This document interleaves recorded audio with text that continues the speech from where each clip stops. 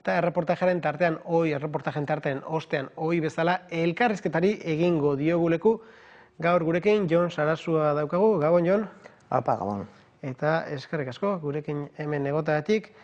Eta hasteko eta besteak beste, liburua dakarzu Ertzeko zatiak, hainbat urtean zehar Latinamerikara egindako bidaietatik eta hango esperientziatik uste dut Ertoko txatalak eta nolait biderat ekarri, holako hausnarketa batzuk ere lotu dituzu, nolaiteko lotura bat eman, eta behar bada, hasteko eta honena, zer horrek esatea zintzure Ertzeko zati horiek hona ekarri dituzunak. Bai, badira testu zatiak, azkenean desente direnak, badira, 250 horri azkenean izan dira. Eta, egia esan da, liburu izatea pentsatu gabeko liburua da. Azken 6 urtetan edo, lanaren zati bat, adar bat, ibili da, Brasilen eta bizkat lurri gabekoen mugimenduen inguruan, eta gero herri indigenetan ebai, eta nolabait esan da, esperientzia trukeen inguruan ibili gara hor lanean.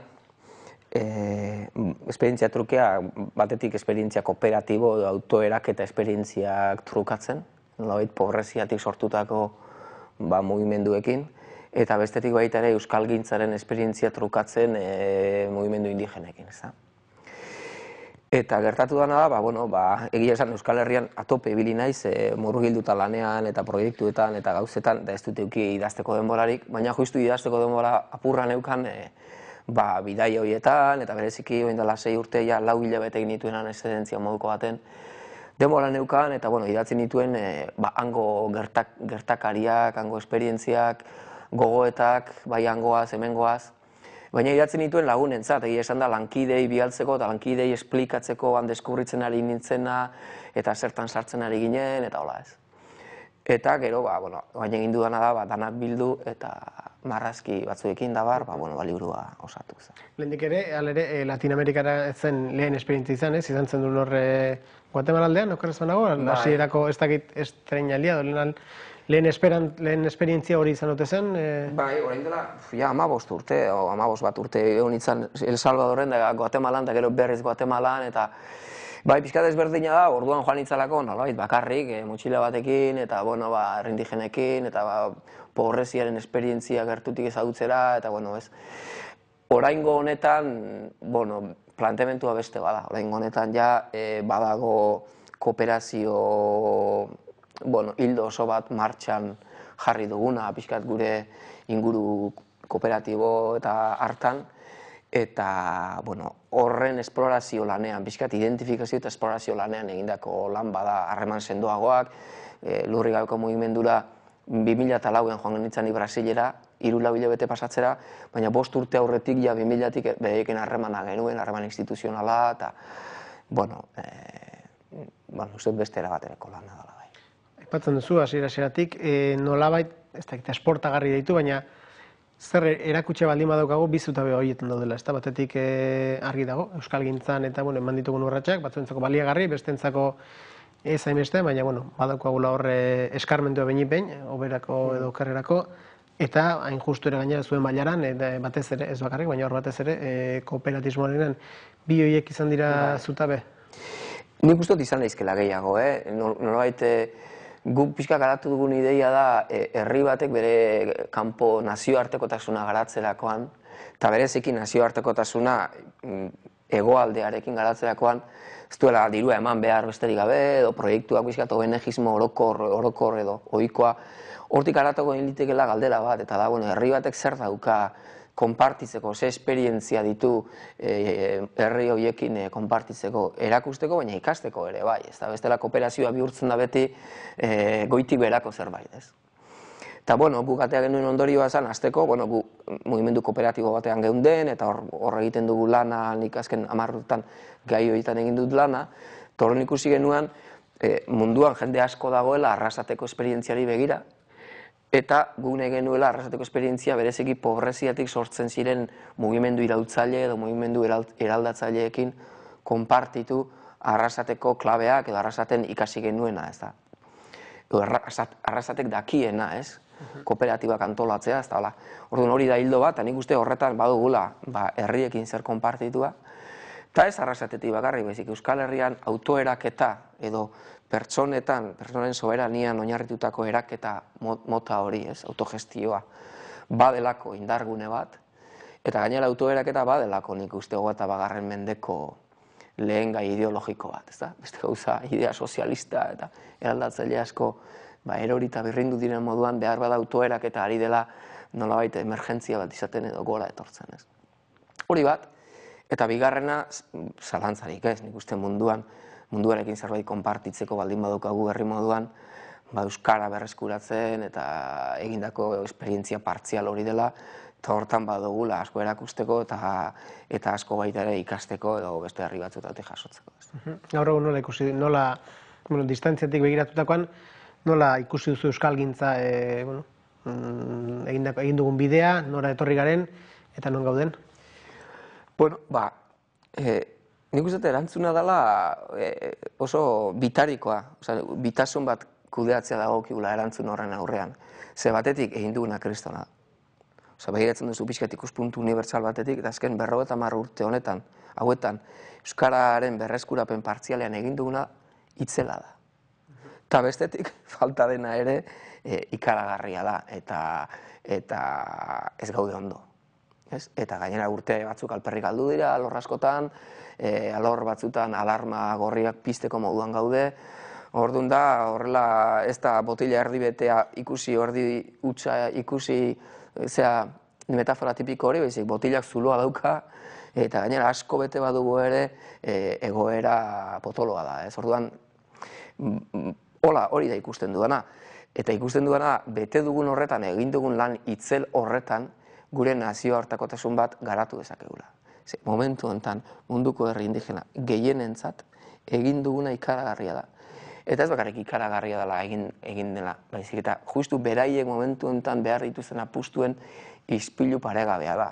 Ikastolen mugimendua sortzea, adibidez, edo Euskara Batua, Euskara Batuan lortu zena, Euskara Batuarekin da dira beraientzat, elementu klabeak dira. Orduan, nik uste zentzu horretan lan bat egin daitekela, paradiplomazia lan bat herri horiekin, bai proiektu zehatzetan, proiektuak tutorizatuz, esperientzia konpartituz, jendea formatuz da bar, eta baita ere, adiez nazio batuen erakundean, foro indigenan, eta bar, ikusi dugu, egin diteken lana dirudiena baino importanteagoa izan ekela.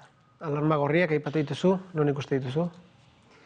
Alarma gorriak handiak, ez da, belaunaldi berrien euskararekiko atxikimenduan, eta behen zapin kultural horretan euskarak zeleku ekiko duen, ez daki, nik lan egiten dut euskaraz bizi den fakultate bakarrean, Euskal Herrian, txikia da eta bakarra da, eta hor ere ikasleen euskaran erabilera eta ikusita ikusten da,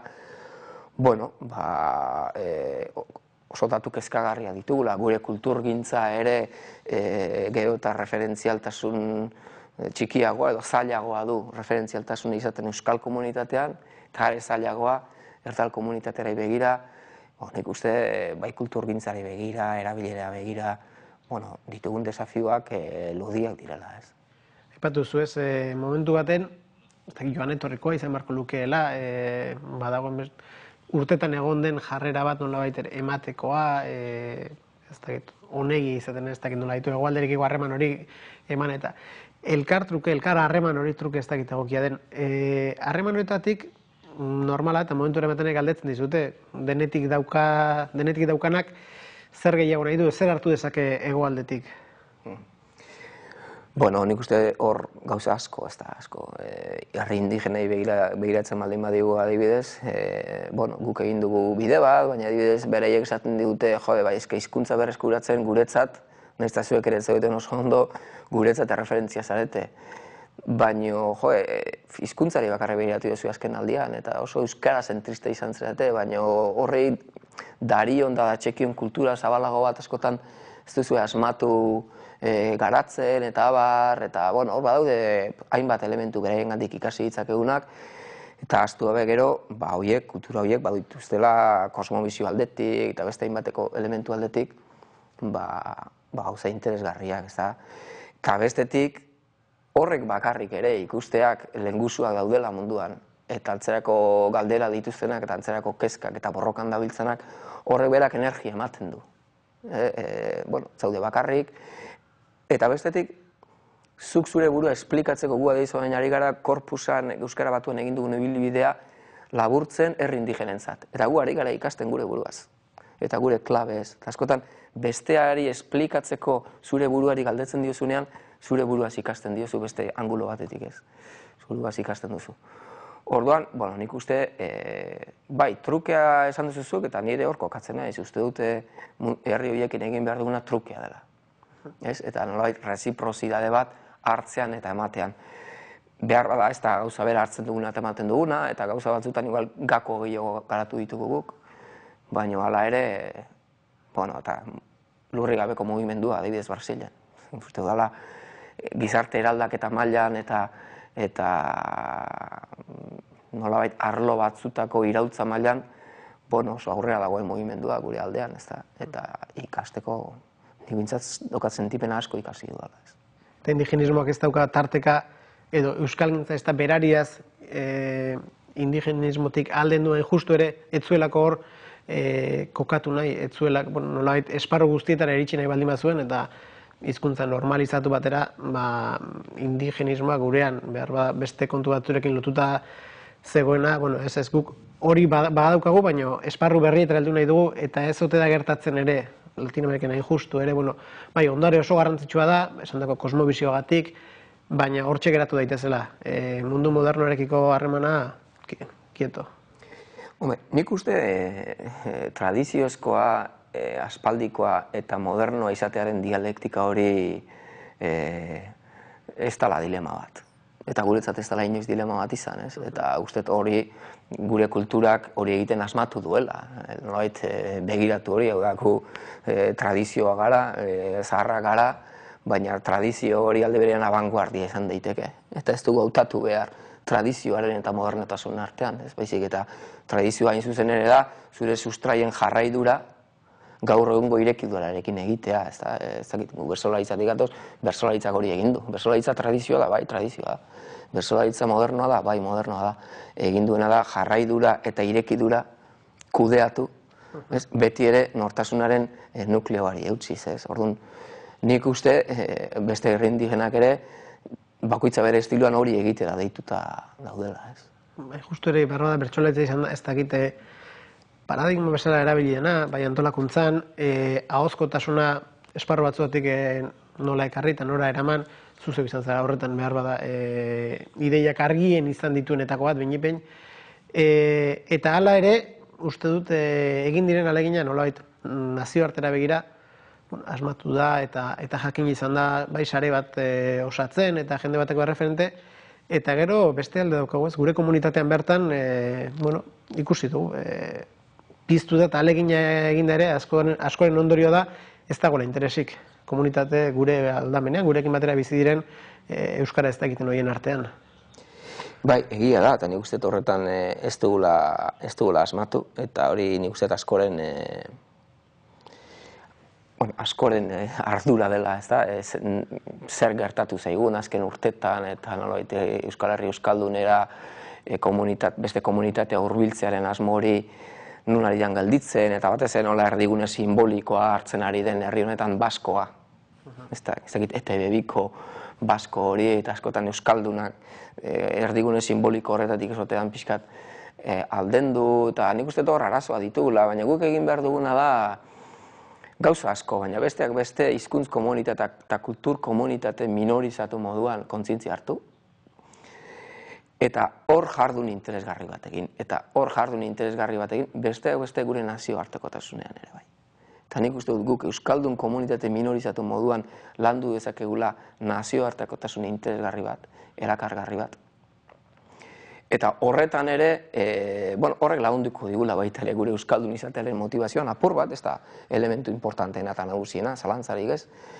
Baina ikusiko du beste komunitateak ere, hala baldin bada, gu pozik gaudela gauza interesgarriak egiten ditugula hemen, gauza interesgarriak egiten ditugula mundukoekin, munduan badaudela lehengusuak, ez da? Eta, bueno, hildo horretatik intuitzen dut gure nazioartekotasuna gehiago garatzen hasiko garala. Hizkuntz komunitate moduan ari naiz, ez naiz ikuspuntu politiko batetik. Ikuspuntu politiko batetik ere bai, ez da. Baina momentu honetan hizkuntz komunitate moduan ere badugu hor hildo bat lantzeko. Beraz, nolabait, ez dakit gehiegi edo gutxi, indarrak gure komunitatean jarritakoak kanpora begira, nolabait konplexurik gabe nazioartean geure burua saltzen eman behar dugu, eta ez dakit esperantza edo edo ez helburu hori, baina ikusiko dute bagarela nor, eta basandako ez beti ere ikusi du Euskadi sarietan eta horrelakoetan batzutan kanpokoaren txaloak direla nolabait beste komunitate horrentzat gu bagarenaren seinale, ez? Gu gure bidean segi eta pixkat zubi hori ez, jauzi hori egiten izan lehike gakoa? Nik ala uste dut, beste hemen bizi dan beste komunitatearentzat eder izaten saiatzen bagara eta hor jartzen baldin badugu, igual energia asko galduko ditugu eta gaina azken aldian ez dugu asmatu, ez. Nik uste euskaldun izatea badala mundutar izateko modu original eta aberats bat, irikia gaude, kultura interesgarri badaukagu, gaina kultura horretan txertatzen ari gara etengabe berrikuntzak, eta gaina nazioartekotasun propio bat garatu dezakegu, ez? Egin dezagun ateatzen zaiguna pozetik, eta bueno, behitu, igual bat amatzu interesgarria irudituko zaio, ez? Gu ikusten ari garena da, momentu honetan, Garabideen adibidez, ez? Garabidea sortu dugun erakundeetako bat, ez da? Hor egiten dugun lanarekin ikusten ari garena da, gu ere harritzen ari gara, euskararen esperientziak sortzen duen inpaktua. Benetan ezagutzen denean, munduko herri minorizatuetan, eta ez dugu ahaztu behar, 5 kontinenteak josita daudela, hizkuntza minorizatuz, eta behar badago eta bagarren mendea gaindituko ez duten kulturez, ez da? Eta hortxe daudela, gu hain dela 50 urte geunden kinka horretan, ez? Hor egin diteken lana ederra da, eta ikasi ezakeguna ere bai, ez? Eta justu ere badirudi ezkarela nolabait hizkuntza lanabes edo lantresna ditugun artean ezkarela bakarrik kanpora begirari garenak, giro politikoak ere badiru inoiz, baino nazioarteratuago dabilela edo jarraitzen ari zara, zertan daukagun azken bizpahiru hiletako kontu hauek edo pixkat distantzitik? Ikuspuntu politikotik? Bai. Bai, jarraitzen dut, egia esan da, nire autua da ez jarraitzea eguneroko aktualitate azken orduko hori, uste dolak ez duela ez raportatzen, albiste bat oain jakin, amendik hiru egunera jakin, berdin da, eta igual gauzako bete ikusten dituzu noizean behin sartuta aktualitatera, aktualitatean murgilduta egonda baino, ez?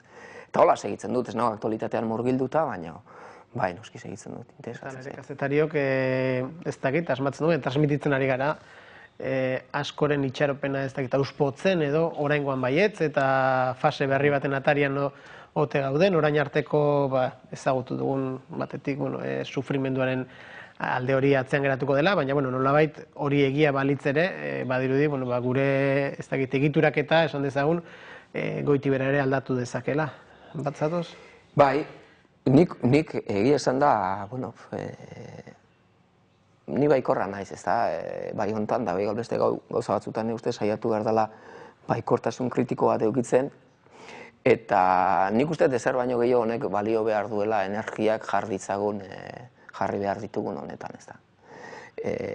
Alde batetik sentitzen duena da rekonozimendua,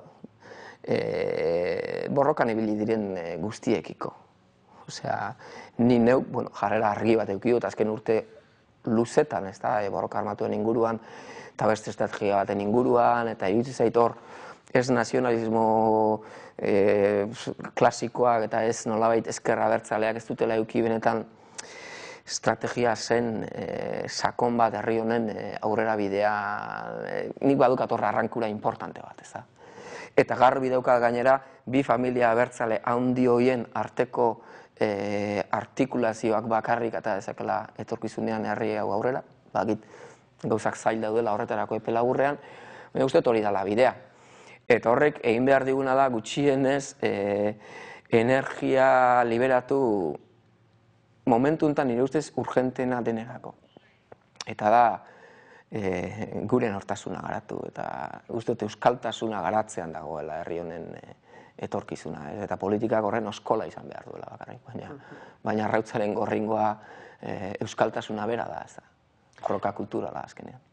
Eta hain justu ere ez dakit zer ikusi daukan, gure kasuan, egualde honetan behin aldamenean daukagun, edo, bueno, ez aldamenean, ez barruan daukagun beste hizkuntza hori oso hizkuntza handia da, kasu honetan, eta Latinoamerikarako zubi izan zaiguna. Ez dakit besterik izan balitz, behar bada gehiegi irudikatzen hastea, imaginatzen hastea da, bestelako jarrerako eukiko ote genukeen, ez dakit, amorru gorroto edo kontu horretan. Ze izan balitz, beste hizkuntza bat izan balitz? Beste hizkuntza bat izan balitz, nolabait gurea ordezkatzeko bidean egon dena, eta ez dakit, beste harreman izango ote genuen. Nik uste hor, egin behar duguna, bueno, ez dakit, egin behar duguna, ez nahi ausartzen zer dan egin behar duguna, osea, nahi ateratzen zaidana da, bueno, nik gaztelera hiztunera ba naiz, eta zentzurtan, Latinoamerikan gaztelera behikulo izatea, netzat suerte bada. Eta hizkuntza horretan ere gozatzen dut, eta sortu dezaket, eta dezimak egin ditut, eta bueno, ez baka konpeljorik izateko erdal hiztun ere ba naizela, eta erdal komunitateko ere bai, konpartitzen dudan, niretzat komuna da baita erdera, indigena batekin da madrilal batekin, bale, perfecto ez.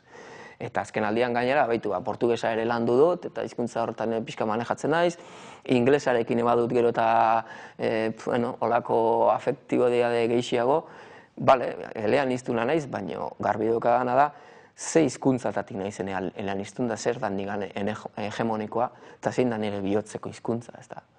Eta hori oso garbi daukat, ez da. Eta hortik, lemizi naiz elean iztun, hau da, nire elean, nire hizkuntzan iztun, ez da. Eta gero elean iztun.